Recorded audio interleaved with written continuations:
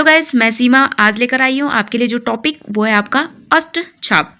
देखो, अष्टछाप के बारे में बहुत सुना होगा, पता भी होगा, उनके कवियों के नाम पता होंगे, लेकिन कुछ महत्वपूर्ण बातें हैं जो हम आपको बताएंगे। वीडियो पे बने रहें। देखो, सबसे पहले अष्टछाप वल्लभाचार्य यानी कि वल्लभ संप्रदाय अथवा पुष्टि मार्ग के संस्थापक आचार्य थे।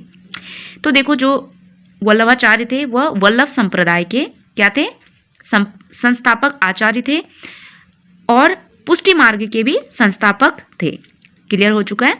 दो प्रश्न आपके यहाँ पे बन चुके हैं। वल्लभाचार्य जो थे पुष्टि मार्ग के भी संस्थापक थे और वल्लभ संप्रदाय के भी आचार्य थे। वल्लभाचार्य ने सुर की काव्य प्रतिभा पहचानकर उन्हें गोवर्धन के मंदिरों में कीर्तनिया का पद प्रदान किया था। वल्लभाचार्य ने जो है सुर की काव्य प्रतिभा को देखकर पहचानकर, ठीक है, उनकी दूरदृष्टि पार की नज़र ने उनको देखा कि ये जो सुर है यानी कि सूरदास काफ़ी अच्छा काम कर सकते हैं, यानी कि काव्य रचना कर सकते हैं और किस क्षेत्र में कर सकते हैं, ऐसा उनको भलीभांति जानकारी मिल चुकी थी सुर के बारे में। तो उन्होंने यह देखते हुए उनको गोवर्धन के मंदिरों में कीर्तनिया का पद प्रदान किया था। ओके, सुर वहाँ भगवान कृष्ण की लीलाओं का कीर्तन किया करते थे। वल्लभाचार्य जी से श्रीमद् भागवत अनुक्रमणिका जानकर सूरदास ने श्रीमद् भागवत के आधार पर सुरसागर की रचना करी। अब यहाँ पे प्रश्न बनता है कि सुरसागर की रचना किसके आधार पर की गई? तो श्रीमद् भागवत के आधार पर की गई थी। ठीक है, ये प्रश्न भी आपका बन जाता है। यहाँ पे काव्य सूरदास के अतिरिक्त भी वल्लभाचार्य के कुछ शिष्य काव्य रचना में प्रवीण थे। इनमें कुंभनदास, परमानंददास तथा कृष्णदास अधिक प्रसिद्ध हुए हैं। तो आपको ये पता हो चुका है कि जो वल्लभाचार्य के जो शिष्य थे वो थे 4, जिनमें नाम आता है कुंभनदास, परमानंददास तथा कृष्णदास और एक सूरदास तो थे ही। वल्लभाचार्य के गोलोकवास के पश्चात उनके पुत्र विठुलनाथ जी पुष्टि मार्ग के आचार्य बने। देखो, वल्लभाचार्य के जो पुत्र थे विठुलनाथ जी, एक प्रश्न यहाँ से आपका बन गया है। विठुलनाथ जी के जो पिता है वल्लभाचार्य के पुत्र हैं विठुलनाथ जी, राइट। तो उनके बाद पुष्टि मार्ग आचार्य रहे वो उनके पुत्र ही रहे विठुलनाथ जी। उनके शिष्यों में भी अनेक ऐसे कृष्ण भक्त थे जो अपनी भक्ति भावना को काव्य के रूप में जो है व्यक्त करने में समर्थ थे। यानी कि जो वल्लभाचार्य के बाद उनके बेटे थे विठुलनाथ जी, उनके भी 4 शिष्य थे जो कृष्ण भक्ति में जो थे प्रवीण थे। उनमें नाम आता है नंददास, गोविंद स्वामी, शीत स्वामी और चतुर्भुज दास प्रमुख थे। अब यहाँ पे 8 के नाम आपको मालूम हो चुके हैं। बोले तो 4 वल्लभाचार्य के शिष्य थे और 4 विठुलनाथ जी के।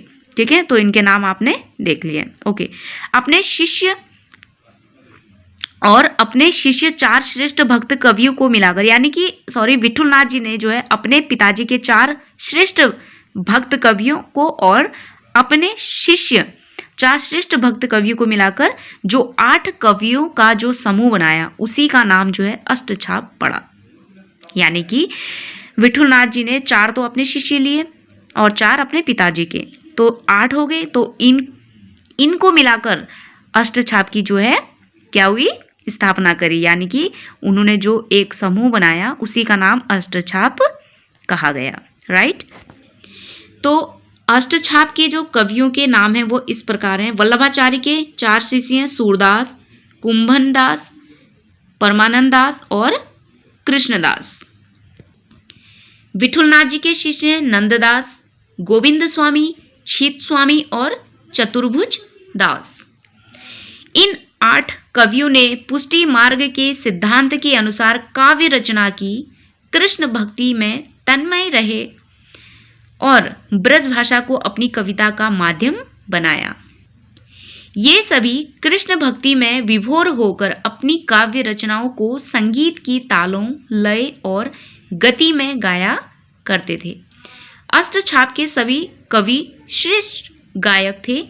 गोविंद स्वामी की गायन विद्या की उच्चता इसी से समझी जा सकती है कि संगीत विधा के सम्राट तानसेन लुक छिपकर उनके गीत सुना करते थे।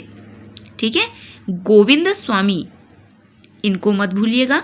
सूरदास ने अनेक रागनियों का आविष्कार भी जो है किया था। तो गाइस आज का वीडियो आपके लिए काफ़ी हेल्पफुल हुआ होगा, ठीक है। कुछ छोटी छोटी बातें निकल के सामने आई, यानी कि अष्टछाप के जो कवि हैं ये तो आपको मालूम ही होगा, बट कैसे जो है सुरसागर रचने का जो है आधार मिला, कहाँ से मिला, ठीक है। तो कुछ ऐसी बातें हैं तो आपको मालूम हो चुकी होंगी। आई होप वीडियो भी आपको अच्छा लगा होगा, तो एक लाइक ज़रूर करना, चैनल को सब्सक्राइब करना। आपको नए नए टॉपिक आपको यहाँ पे मैं खोज के निकाल के आपके लिए लाती हूँ, तो ज़रूर हमें सपोर्ट कीजिएगा। Thank you so much guys.